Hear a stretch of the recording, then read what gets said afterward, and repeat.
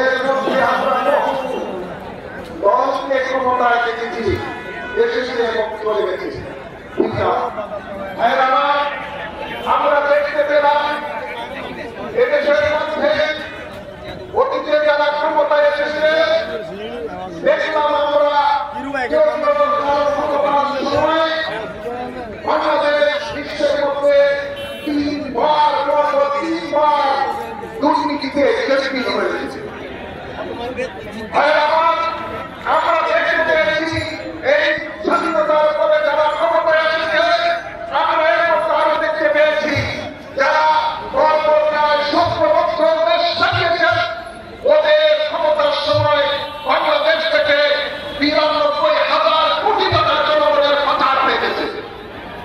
আমরা দেখতে পেলাম এদেশের মধ্যে একটা গোষ্ঠী ইসলাম নিয়ে রাজনীতি করে, ওরা ইসলামের নামে স্বাধীনতার সময় 30 লক্ষ বাঙালি মুক্তিযোদ্ধাকে তারা শহীদ করেছে। 3,000-এর উপরে 3 লক্ষের উপরে মহাভাবে চিত্ত সংগ্রহ করেছে।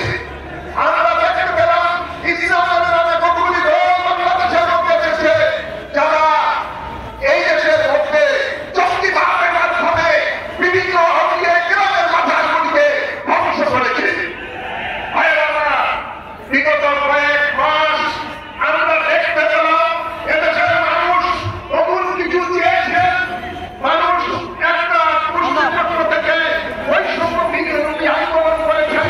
আমরা ওই আন্দোলনে পর্যন্ত আমরা সাড়া দিয়েছি, এর পাশে সাড়া দিয়েছেন। আমি এই সুন্নি জোট, এই বৃহত্তর সুন্নি জোট আগামী দিনে এই জাতিকে অনেক দূরে এগিয়ে যাবে। যে ঐক্য আমরা করেছি, এটা ঐতিহাসিক ঐক্য বলে ঠিক থেকে আজকে এটা বাস্তবতা, এটা রিয়ালিটি। এখানে কোন রকমের কিছু ঢুকাবার, এটাকে নষ্ট করার ক্ষমতা কারো, এটা আল্লাহ এবং তার রাসূলের পক্ষ থেকে রহমত হিসেবে আমরা পেয়েছি।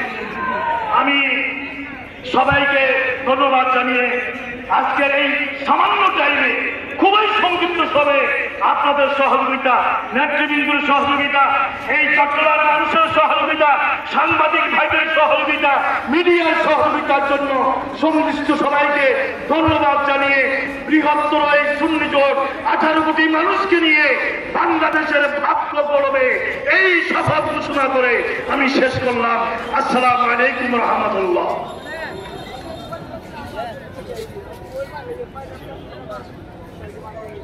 প্রিয় সংগ্রামী বন্ধুগণ, এখন আমাদের মাঝে বক্তব্য নিয়ে আসছেন বাংলাদেশের মাটি ও মানুষের নেতা